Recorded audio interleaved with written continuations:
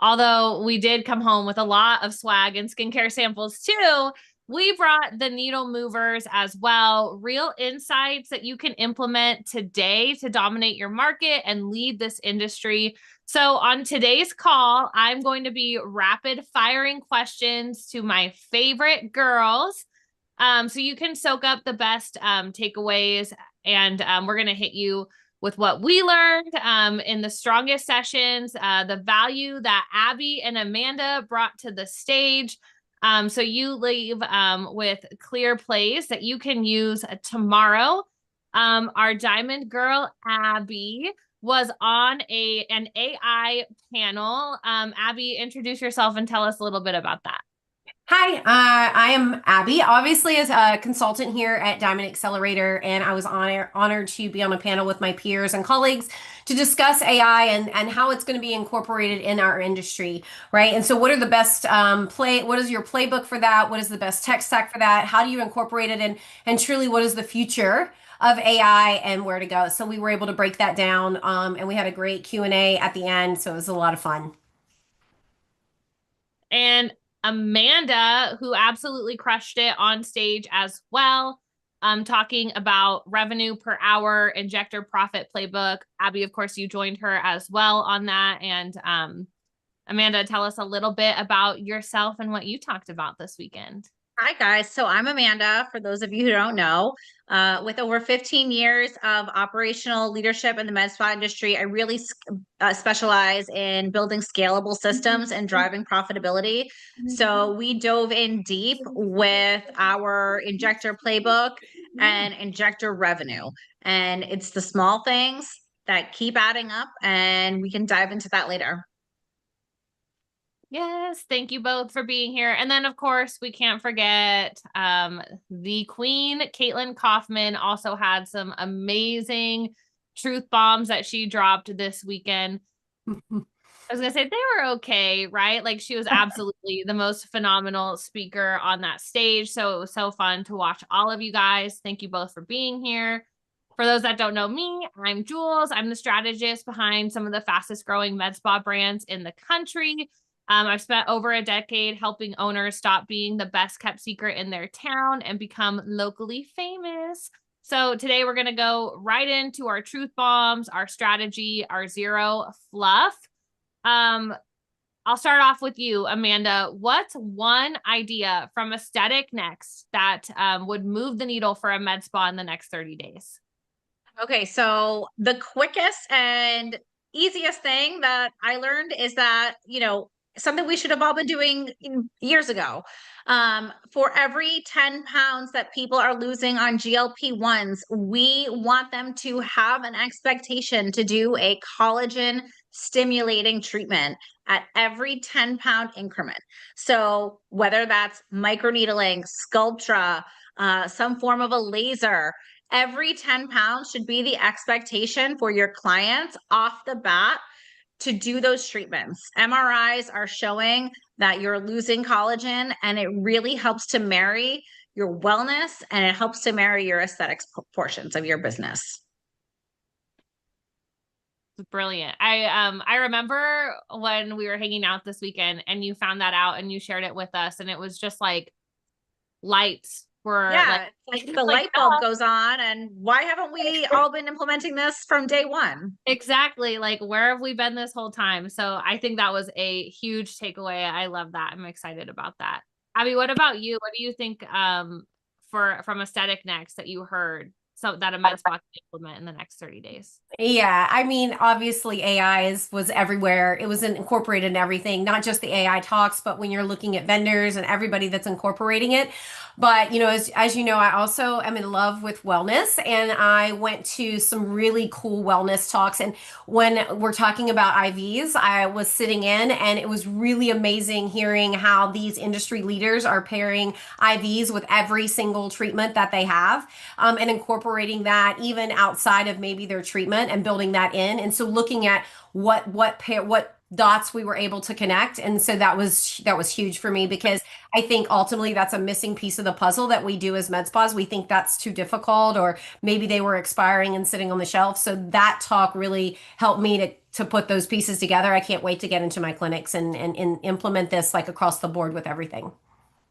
I love it. Can you give me an example? Like connect some dots for me. What's a peptide that we could pair with the treatment? Yeah. Okay. So with IVs and peptides, so for me, every time you get, like, and this isn't just that, it's wellness. So if you're getting tox, you should be getting a B12 and you should be incorporating glutathione for sure. That's an easy every single time, right? If you're coming and you're getting any kind, like you're coming off of any kind of invasive treatment with lasers, you should be pairing that with vitamin C and how you can incorporate that into their recovery, but also with peptides, if you're incorporating BPC 157 and TB 500, you can prepare people to have better results and faster healing time with less inflammation. So those are some of the things that we put together there, and that was a lot of fun to kind of talk and listen to other people ask these questions. And you know what the steps are pre-care and post-care, as opposed to just doing the invasive treatment, but incorporating all of our treatment stacks to put them together into one lovely package for your client to maximize results, because we all know that all the systems work together, and the more the systems are working together, the better the result's going to be for the client.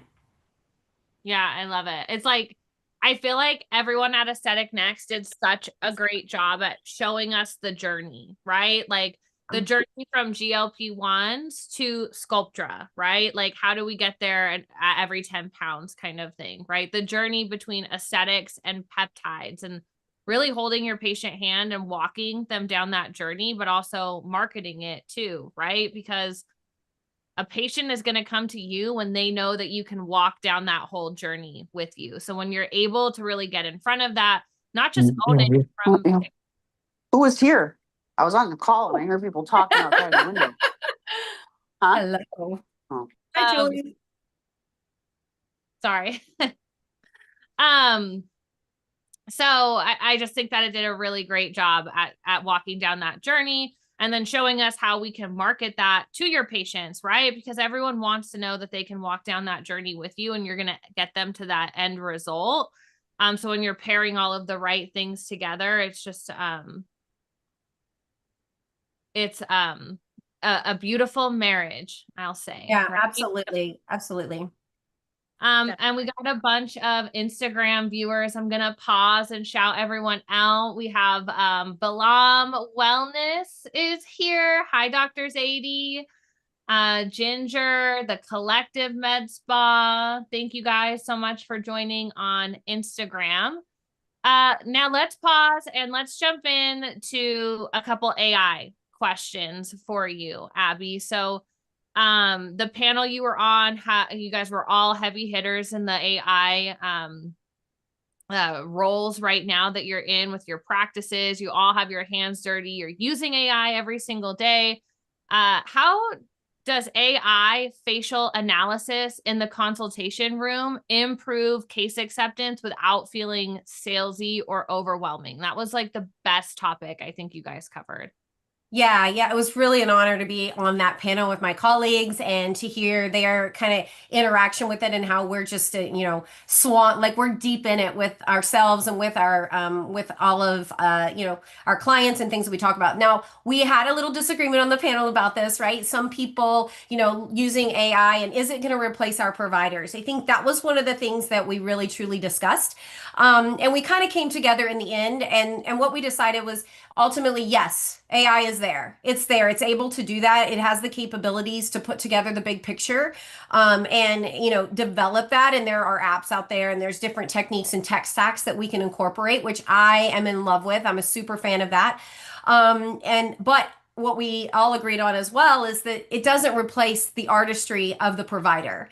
And I truly believe that ultimately it's a synergistic, relationship between provider to incorporating AI in that tech stack. So, for an example, imagine that you have a patient, a client that's coming in, and before they ever come in, we're utilizing AI and our technology to build out their before and afters. And now they're able to see, and it's customized to you and your treatment plans. And you build that out, because every clinic should truly have their consultation playbook and their treatment plan formula built out in order, and part of your onboarding training for all new providers. So we build that, we train AI to incorporate that into your clinic. And now they're getting a visual. You don't have to have that photo album on your iPad of all the before and afters of other people. I can now see what under eye filler would look like for me. I can now see what a skin rejuvenating treatment would look like for me. And ultimately, once you incorporate that, now your providers, and we all have them, right, that have a hard time putting that big picture together. We discussed on that panel how that can incorporate and enhance that procedure, and you're going to generate more revenue because now your client is set up, they're prepped, they're really ready to dive into all of your treatments and not just maybe that treatment that they think they need.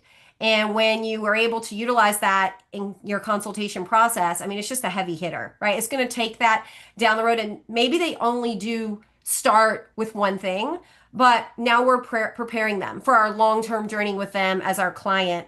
And then utilizing AI on the back end for like our targeted patient outreach and hitting those clients again with those before and afters of themselves. I mean, that's just huge. 100%. Something that I was surprised you guys didn't cover as much on the panel that I know that you are extremely talented in is using AI to increase revenue per hour, right? Like we talk all the time about AI with our processes and our systems and making our lives easier, you know, on a day-to-day basis, but we don't really talk about it in the sense of how do we increase our average revenue per hour? Yeah, I think ultimately, well, first of all, let's think about it like this. You know, we want to be present with our clients. And the more that we're able to listen to them and engage with them and not have to be taking our notes and doing all of our pictures, if we're doing our before pictures before, if we have our AI note takers involved within our treatment process, we're able to be more present and listen to our clients and put that bigger picture together. There's a lot of things that we can utilize to make sure that we're actively engaged with our clients. And that was something we touched on it, you know, as a provider myself. I wish that I would have had these options back in the day when I'm sitting at the end of the day writing all of my treatment notes. But ultimately really being present with our clients to listen to their needs and wants and get them to the results they desire. Yeah, I love it. Using AI in like the consultation, right? And in your day to day, what safeguards should owners be looking for around like patient data, privacy, and accuracy when implementing that in their practice? Yeah, we did touch on this, and I think we actually spent a big bulk of time on this because it's really important. So, guys, forget your practice, forget everything. You're using ChatGPT for everything. You've got to use the paid version, right? If you're using OpenAI and you're talking about patients, you're talking about financial numbers, that is not safeguarded for yourself nor for your clinic or your practice. So make sure that you are paying for that subscription, and you don't have to. And this was another thing we talked about. You don't have to have all 50 of them, right? Like find the ones that you like the best. You know, we all kind of had a disagreement of which ones we utilize the most and which ones we like the best. However, you know, make sure you're paying for that. You want to be HIPAA compliant. You want to protect your clients and, you know, and your practice. Another thing we talked about was you can't set it and forget it. AI is not going to replace you. So if you're incorporating this, which we are, and you should be in all of your systems in your clinic, you've got to make sure that you're auditing this. So you've got to go back, you've got to train it, and then you've got to look at it. You've got to have visibility over it because it's not something, and as you all have seen, I guarantee that a lot of you have signed on for AI in any of the platforms you're currently using. Of course, I'd like to use AI. And then you're seeing like it's not quite there. You have to really make sure that you're auditing it and that you're remembering that it's not there to replace you. It's there to enhance and make you more efficient and effective. Absolutely. Auditing it and then like continuing to practice with it, right? Like it's a Right. skill that you learn and a muscle you need to flex, right? And the more you flex it, the stronger you get and the better you are with it. So I really like all of that feedback. If you're new or intermediate, right, to AI, to just stick with it and Yeah. implement those big takeaways. Those were great. You can't run Continue from to it. use it, continue to flex. Yeah, you can't run from it. And something we decided is we're all on that panel ready for the AI gods to take over. Let's go, right? So incorporating it into everything is just something that, you know, we were all really we love. We're very passionate about it. I love it. I love it. All right. Now, you guys also spoke about the injector profit playbook. So now I'm going to call on you, Amanda. Talk to us about that, right? Like, what is revenue per hours? We talk about it all the time. Why is it our North Star? It truly is, right? So your revenue per hour is your total injector revenue divided by their clinical hours worked. So this is our number one metric that we want to track because it tells you in one number how effectively an injector turns their time into profit, right? Our hours are finite. You cannot add more to the day. So the only way to scale is to increase that revenue per hour. Where do you Typically, find most injectors are leaking that profit per hour? so typically this comes into a combination of schedule utilization and what the injector from a logistical standpoint is facing, right? If your injector can do Botox in 15 minutes, which many can suffice if they are recurring patients, let's schedule them for 15 minutes as opposed to 30. Same thing with filler. Can you do in 40 minutes what would be scheduled for 45? These are huge, huge leaks, essentially, right? We need to sequence the scheduling and optimization team from at your 48 hours when you're doing your confirmation calls. Are we making sure that, Amanda, who is seen 4 times in the last year by the same provider, is scheduled for that 15 minutes as opposed to 30, or that we're booking for the right appointments? These are time killers.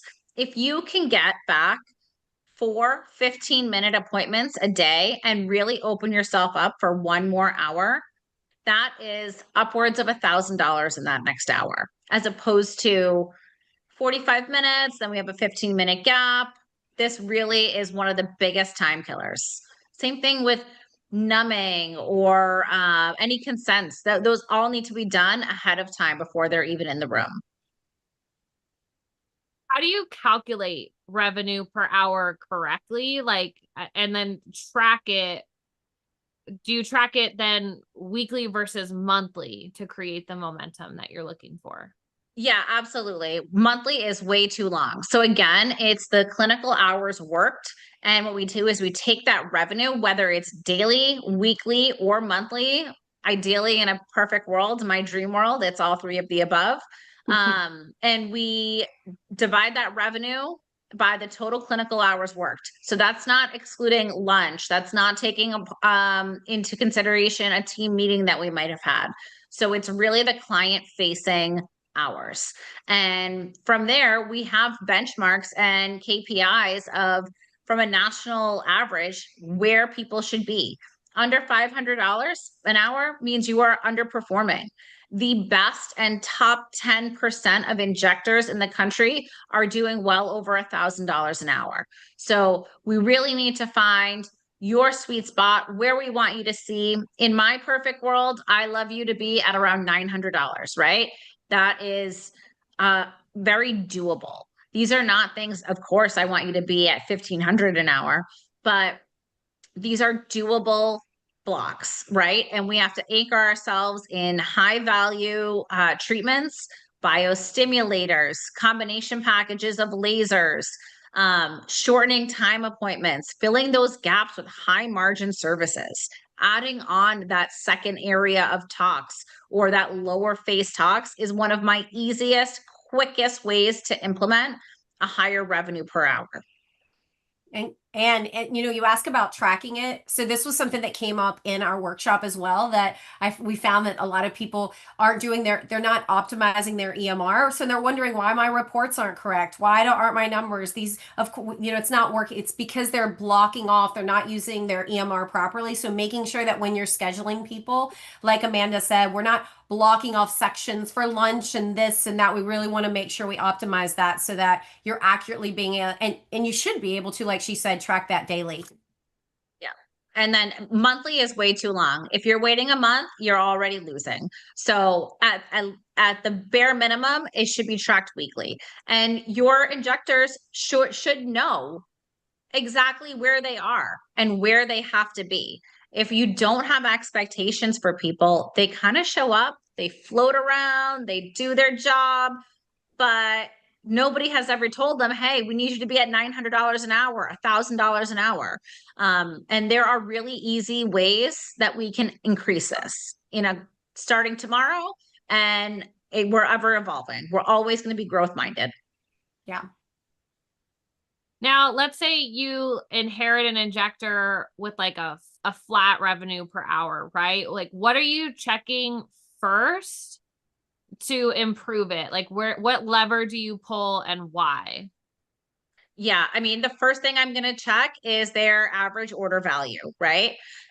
Are they selling comprehensive packages? Are they just selling 20 units, which is the downfall of, anybody who is struggling with this, right? It's just, oh, she said she just wanted one syringe. No, you guys are the experts, right? And you need to have your number one, your authority building statement, who you are and why somebody should trust you and why somebody should listen to you. Are they having any add-ons, right? Are they adding on exosomes or PRP? Are they consistently being offered? What's their utilization, right? Are their books full? Are there gaps? Can we navigate that better? So what we want to do is have minimum booking rules, right? Are they 45 minutes? If your utilization is high, but your average is low, then we need to start getting package bundles together or plan sales. If prep or turnover is an issue, we need an SOP for that. And how do we delegate that? I like a good treatment plan formula. I mean, honestly, as a practitioner and a manager and all of that, that's something that I audit. So if my providers have clear expectations of what I expect of them at a new client consultation, then they're going to get there, right? If it's one of those things I see every day where they say, "Oh, I want you to do this or do better, do more, I want a higher revenue per hour." Well, let's give them the tools to do it. So a lot of times we have to look at our own practices and what our expectations are. So where are we going to start? Where are we going to go over the next 3 months? What are we going to do to maintain it? And then in micromanaging, what do I expect to see on every new client treatment plan or care plan? Even if they don't move that way, I want to see my providers prescribe it. And then I'm going to make sure that my management team audits that and that we're constantly giving training and working and building on it. Like Amanda said, you cannot wait till the end of the month to solve a problem. You're already behind. So setting those expectations, not only of what the revenue is going to be, but the formula to get there. And this goes for any KPIs that we set, right? Across the board. We're consistent. We're always talking about KPIs. My clients are like, Amanda, my God, like KPI, I get it.